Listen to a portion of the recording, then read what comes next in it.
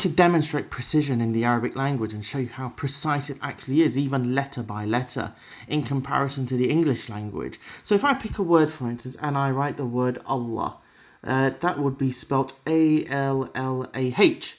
Now, if I wanted to start removing letters off the name of Allah, so I'm going to start removing the A. And what we are then left with is an L, L, A, and an H. That is an A.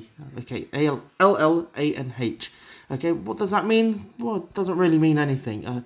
Can't really make anything of it. So what I'm going to try and do is remove the first L. And what I'm left with now is an L, A, and the letter H.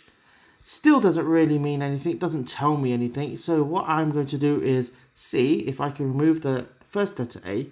And what I'm left with is now an A and H. Now, in English, that probably is an exclamation. You probably could use it in a sentence as in as in a sigh of some sort, but it's not really a word in itself. So I'm going to remove that A, and then what I'm now left with is the letter H.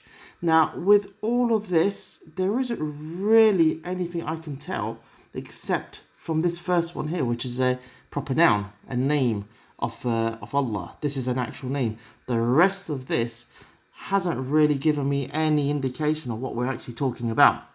So I'm going to make a comparison with the Arabic language. So if I write the name of Allah and I write it in Arabic, now let's see where this actually takes us. So there's the name of Allah. What does it mean in translation? It is the name of Allah. Okay, so we understand this.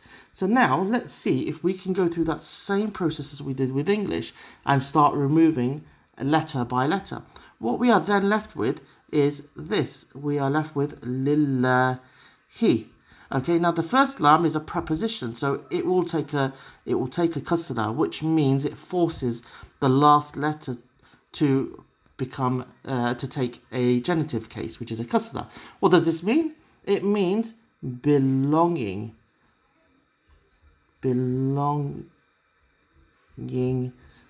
to, again, belonging to Allah. Okay, now what I'm going to do is I'm going to see where it takes me now.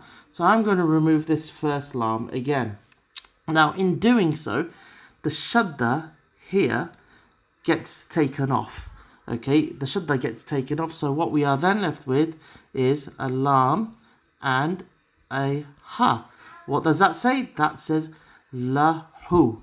Okay, what does that mean? That means to him. That means to him. Okay, now what I'm going to do is remove the next lam. And what I'm left with is just simply a ha, which would have a dhamma on it naturally, and by default it will have a dhamma. What does that mean? It means his, not even he or him. It will mean his. Now his is a attached pronoun, so it has to belong to something. So you can attach anything onto his. It must have something.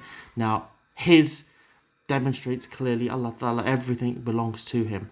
So this is an amazing piece by piece jigsaw here, if you want to say, going backwards, that if you start removing the letters of Allah, you actually do still have meaning in all these letters, and you can still make sense of the Arabic 100% by taking away each letter.